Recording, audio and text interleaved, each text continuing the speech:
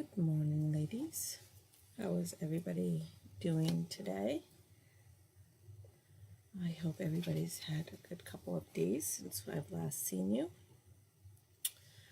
So I want to go over a couple of things real quick.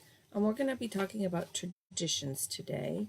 But before I started that, I've kind of been trying to figure out what's going to go on for 2019.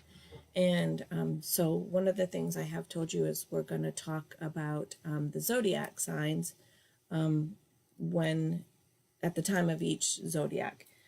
So that's one of the things I plan on working in.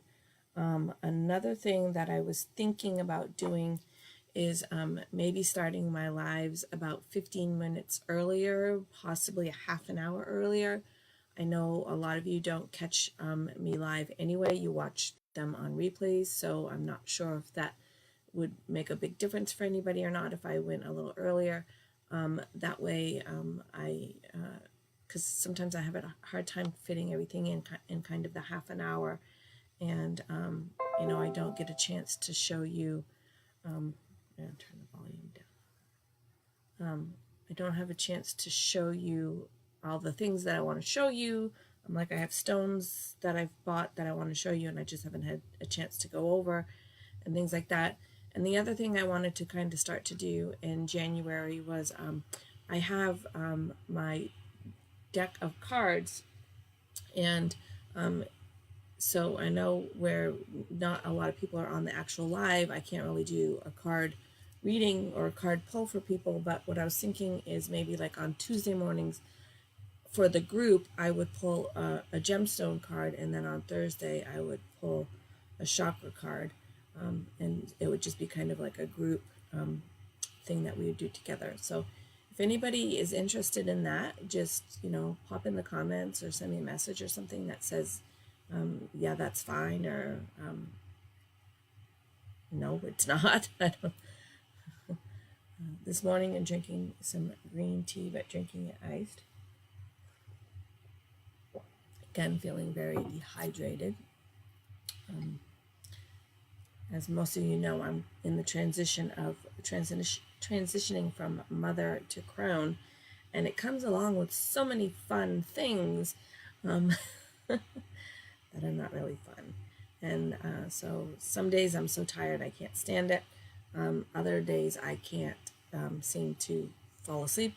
That was last night. I was up all night. I just, for whatever reason, I had a ton of energy. I couldn't fall asleep. I got to sleep a little after 3, I think, and then was up for 7 this morning. So yeah, that's kind of the joys of all of that. But anyhow, so yeah, I was hoping maybe to start in January to start going either at 7:45 or possibly even 7:30, so we could do a group card pull and go over some of the stuff that I'm getting. As I told you, I did sign up for the Soul Shift program with Athena, so I'm going to try really hard to I'm going to try really hard to get the kits every month. They are expensive, but I figure if I'm getting the kits and not really buying much of anything else, because my collection is getting pretty well rounded at the point. I mean, there's so many stones out there. I'll probably never have them all, but I have a lot of the main ones. So I think my purchasing for these little things here and there may slow down. I have my decks. I don't plan on really buying very many more decks. I have 4 decks now.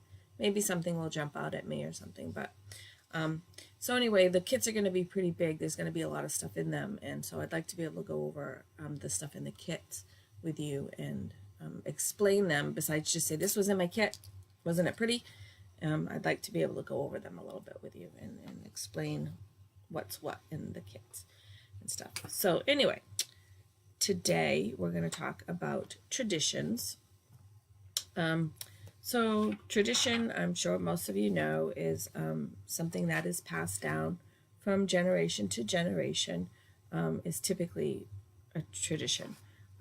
But I mean, traditions can be not necessarily passed down either. They can be something that you've started in your life that you do every year. And so a lot of traditions fall into this time between Hanukkah and Christmas and Yule and winter solstice. There's a lot of different traditions that people celebrate at this time. But you can have traditions really any time of the year. But this is like, the big time of the year for traditions. So like I said, they're typically passed down from generation to generation. And to me, this is a really good way to stay connected with your ancestors. My gram always did a huge Christmas Eve at her house, and the woman cooked for a week before, and everybody came, and it was just a really good time of the year where we all got together. And so I try to do that here at my house. I try to have everybody come for Christmas Eve. I don't cook for a week before, I just don't have time. But we kind of changed it up a little bit, so everybody kind of brings something. But so that's one of the traditions I'm trying to keep going from my gram. We've changed it up a little bit and added some of our own, but we'll talk about that a little bit too. Traditions can also be legends and stories that are passed down from generation to generation. They can also be the legend or the story I'm not sure legend or story is the right word I want to use, but like we talked Tuesday about the story of how Hanukkah came about. And there's the story of how Christmas came about, and there's a story about how paganism, the Yuletide came about. So, there's a story, legend, whatever you want to call it. I'm not really comfortable with those two words, but you guys know I struggle with words. I think sometimes they don't fit in the right category. But it is what it is.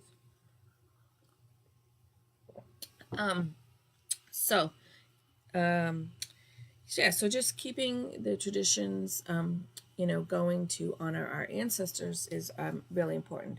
We talked a little bit about ancestral connections during Samhain, which was Halloween.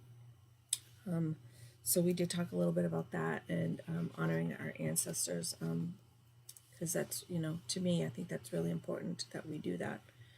A lot of people, not that a lot of people don't miss their loved ones that have passed or that they don't think about them, but to just take that time to actually really honor them, So I think that's just if there's a tradition that you've had in your family, that, like for me, it was my gram who always did Christmas Eve, and she's no longer with us. So, we tried a couple of different ways. It was for a few years, we kind of bounced around. It was at my house, it was at my mom's house, it was my aunt's house, and that just kind of didn't really seem to work.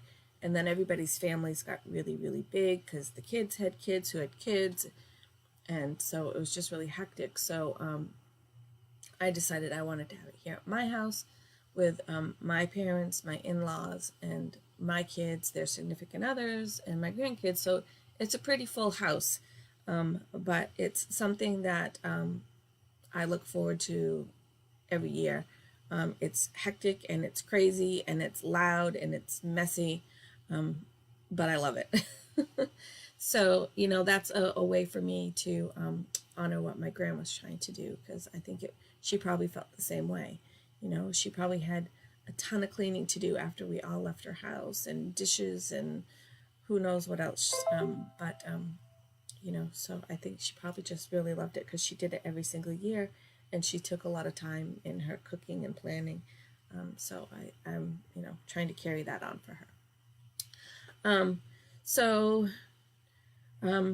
Christmas, basically what a lot of people do, and I think most of you know this already, is, you know, you go out and you buy a tree, whether it's real or artificial, and you decorate it, and you have ornaments that you put out, and you have usually some sort of family dinner. So if you do that, try to incorporate some old ornaments. Sorry, I don't know how to turn this off so it doesn't do that. Try to, you know, incorporate some old ornaments if you can. You know, if you had ornaments that were passed down, even if you don't want them on the tree, just hang them out somewhere. You know, just so that there's somewhere that you can see them. Doesn't have, you know, you put it in the bathroom, and so it's something you would see every day, not necessarily people coming in and out of your house, but you would. So, you know, you could try to do something like that. If you do a big family dinner, maybe you could incorporate family members' old recipe that you could, you know, bring back. For us here, when we do Christmas Eve, I don't know what, something outside. When we do Christmas Eve here, like we all take something that we bring. For my mom, she always brings her crab dip because it's fabulous. My stepdaughter always brings her meatballs because they're wonderful.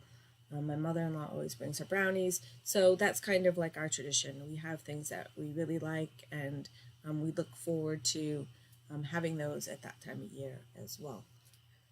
Having all kinds of difficulties today, sorry. So yeah, so that, you know, is a good way to do some traditions and incorporate some older things into some newer ways. It sounds silly, but I try to wrap my presents in paper that looks old. So it kind of makes me feel like I'm going back in time a little bit and stuff. So, but it's just something I like to do. So for Hanukkah, which we just talked about on Tuesday, so again, if anybody's new and watching this, please go back and watch some of the other videos. They are all labeled, or I think I've labeled them all. And something is really going on here because now my laptop is like vibrating. I don't know, there's like something outside that's running, that's shaking the whole house. So yeah, if you're new, go back and watch some of the videos. There's a lot of them. So if you don't watch all of them, I completely understand. But if you're gonna watch any of them, I would suggest you go back and watch the first few that kind of explain who I am and why I do what I do and what I believe in. So those would be some really good ones, because I know we had quite a few new members come on this week. I think like 7 or 8. So pretty excited about that. So thanks for joining. I hope you guys all enjoyed the videos and any of the other information. But we'll get back to that. So we did talk about Hanukkah on Tuesday, and that one of those traditions is every night for 8 nights they light a candle on the menorah. So that's a big tradition for them. I did want to touch base again that Hanukkah is basically the meaning of the Jewish festival of lights, and we talked a while back about the Diwali holiday, which was also the Hindu festival of lights. And when we talk next week probably about Yule, you will again see where there's kind of an honoring of light there as well. So it's really cool that all over the world, in different ways, in different forms, they celebrate the same thing. So that's just really interesting to me. Just wanted to go over, I had a little list here of some of the things that you could do. Sorry, these messages keep popping up. I got to figure out how to turn this stuff off. I just haven't had time to play with it. Like I said, I got 5 things here that I just wanted to kind of go over with you, and you know, for the holiday seasons, whichever holiday it is that you're celebrating, I think all of these can kind of fit in there. So So again, which I've been kind of talking about already, is revisit a favorite tradition. So whether it's baking cookies with the kids, whether it's reading a story, Christmas story to the kids. One of the things I think is really nice to do now is, a lot of people are doing like the Christmas Eve present, where for their kids it's a box and it has a book, it has pajamas, and then it has like popcorn and hot cocoa or something like that in it. And so the kids get to open that on Christmas Eve, and then they get their book and their pajamas, and their parents or grandparents or guardian, whoever, spends that time reading the book with them before they go to bed on Christmas Eve. So I think that's a really cool tradition you could start. My kids are all grown and gone, but I bet every one of them would still like to get a new pair of pajamas. So you could do cookies. You could make cookies with the kids, and maybe get Graham's gingerbread recipe or something like that to incorporate in, and leave the cookies out for Santa. So that's a really great way to have something to do with the kids. I did get just because I don't really have time, but I did get a cookie kit, and I'm hoping to have my grandson, the oldest, because the other ones are still a little young for me to make cookies with, but it's coming. They'll get a little older and we'll do it all together. But for my grandson and I, the oldest one, to make some cookies together. So we're gonna try to do that before Christmas, and then he can take them home and put them out for Santa. You could find, like I said, an old ornament or an old decoration that if you don't want it on the tree, you could put it somewhere else. Or you could take an old ornament and repurpose it and make a centerpiece on your table. There's all kinds of things you could do, to bring some of the old tradition things into the new for you. You could go Christmas caroling. I don't know if people do that still. Here in Groveton, I don't think anybody does caroling. I could be wrong, but I don't think that's anything anybody does. People think it's too dangerous to go knock on someone's door and sing to them. With that, I guess, if you do decide to carol, don't do it by yourself. Do it with a group. I think that's really how caroling should be done anyway. It's a nice big group. So you could start some new traditions. So, like I said, Christmas Eve here was kind of a carryover of my Graham's tradition that she had us all for Christmas Eve at her house, but she did all the cooking. So the new tradition here, which we've been doing Christmas Eve for about, 15 years now. And over the 15 years, it's changed a little bit. But what we've been doing the last few years is, like I said, everybody brings a dish.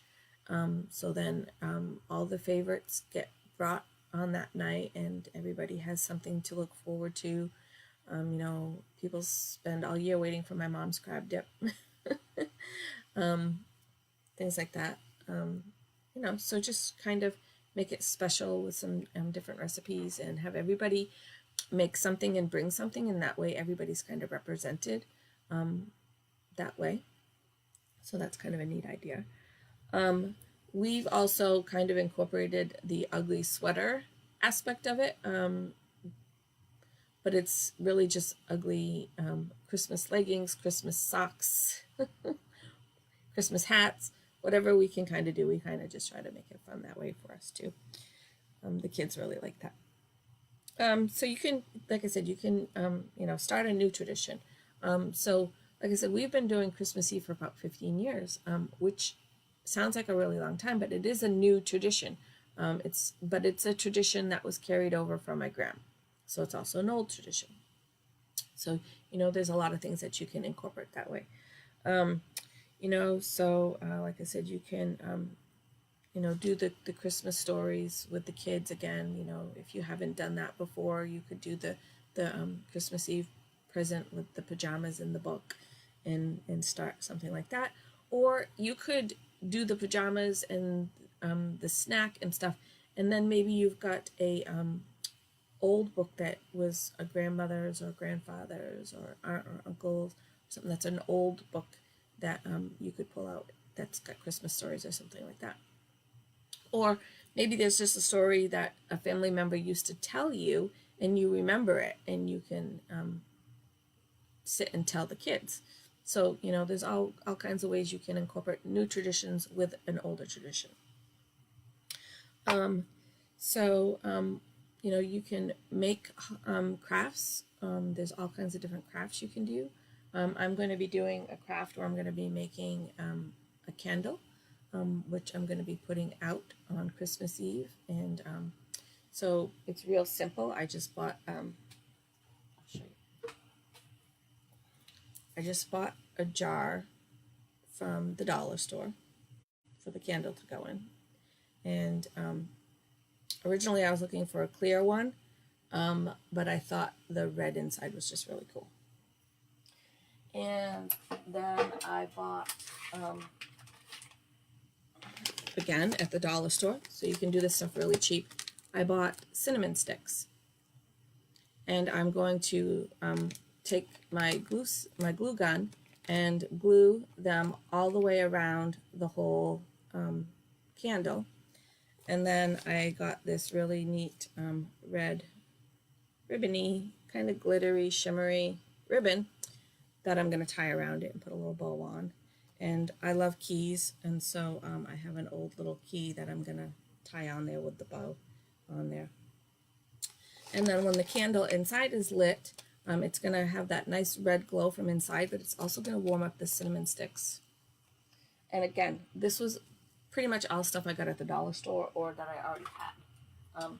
So you can do some really easy craftings. That's something you could do yourself, or you could do with kids too, because it's pretty easy. There wasn't really any cutting or anything, that the kids couldn't. You just would have to probably help them with the glue gun. You could possibly use Elmer's glue, but I don't know if it would stick if the holder got hot.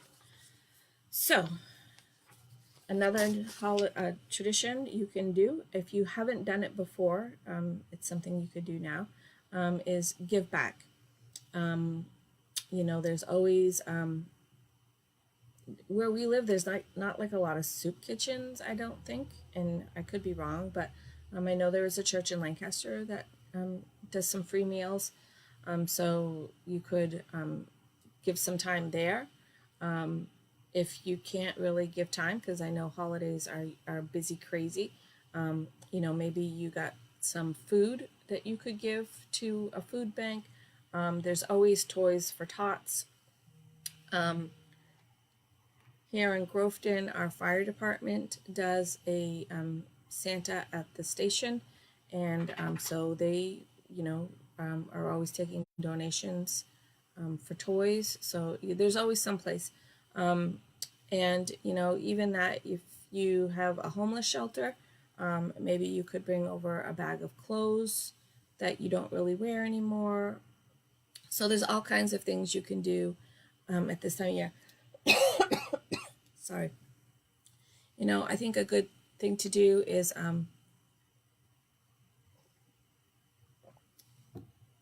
maybe leave a little goodie pack for your mailman or your postal, your FedEx or UPS or anything. I don't have packages delivered here. I have all my packages delivered to my office. But we were talking about like just doing a bottled water, a bag of chips, and like maybe a little package of cookies or something for them. And so it doesn't have to be anything big. You don't really have to go out and spend any money. But that's a really nice thing to do is, the delivery people, they're super busy at this time of year. And so, maybe if you make the cookies for Santa, maybe you could put a few cookies aside for the postal person. So that's a really nice idea. Another thing is you could try, like I said, an old family recipe, but you could also do a new family recipe. I have a recipe that I'm going to put up today for rum balls, so that was kind of fun. I have another little recipe here that the picture is horrible, so I don't think I can share it with you, but maybe I can just type it up real quick and share it. But it's a non-alcoholic drink, so it's something that you could put out and all the kids and everything could get it. You wouldn't have to worry about alcohol. So I have that recipe. So again, like I said, another way is to incorporate other people's. If you are typically the one that you do all the cooking, and you have everybody come and have dinner with you, maybe like I said, if that's something you really like to do and that's what you want to do, you don't have to change that. But maybe there's a dessert that somebody could bring, or an appetizer that somebody could bring, and incorporate some of those recipes that way for you. Um, you know, um, we don't have anybody in our family that really has any dietary restrictions, but you could, kind of reach out and find out if anybody did, and make a special dish for them. So that's something you could do. And again, just spending some time honoring those who have passed, so however that is for you, just even if you just want to light a candle for them. At Samhain, I put out a picture of my grandparents. So I have it out all the time, but I moved it to a spot that was a little bit more visible. And then after Samhain, I put it back. So you could do something like that. So there's lots of different things you could do to incorporate the old traditions with newer traditions and make them fit for you. There's always something you can do that you can still tie in older traditions for that. I got a few minutes before I go. One of the things I wanted to remind everybody is tonight is the new moon. So you're going to want to do some intention setting today. Again, you can certainly do a whole thing. You can smudge, you can light a candle, you can meditate, you can write your intention on a leaf or a piece of paper. You can burn it, you can bury it in a plant pot, you can put it in a new moon intention jar, which is what I do. I don't know, sorry, these things go crazy. And then, there's lots of things like that you can do. And you could do a whole thing around setting intention and the new moon.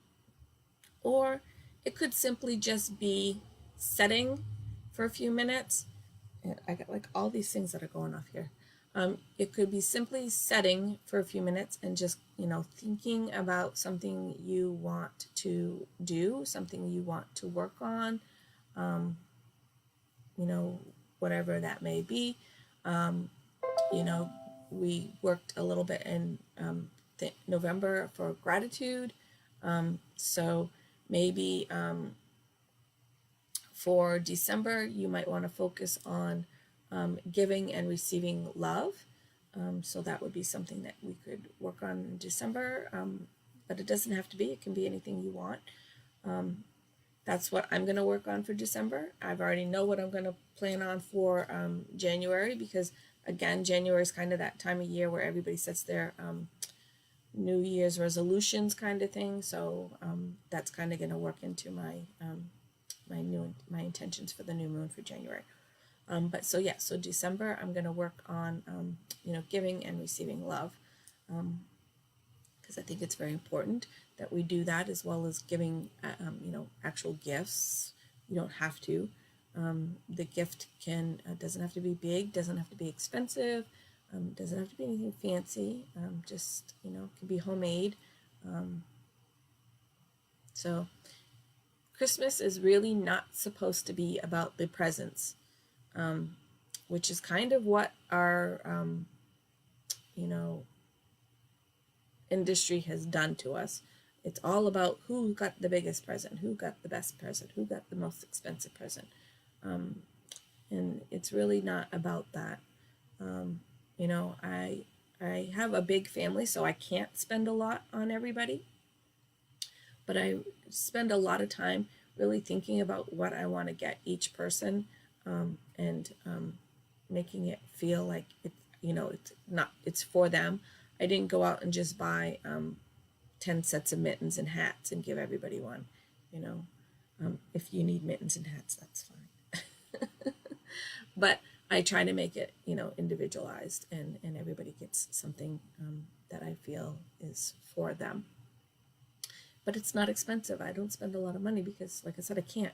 When you have parents and in-laws and 5 kids and their significant others and their kids, it adds up pretty quick. So, oh, we have a little birdie here this morning. Can you hear him?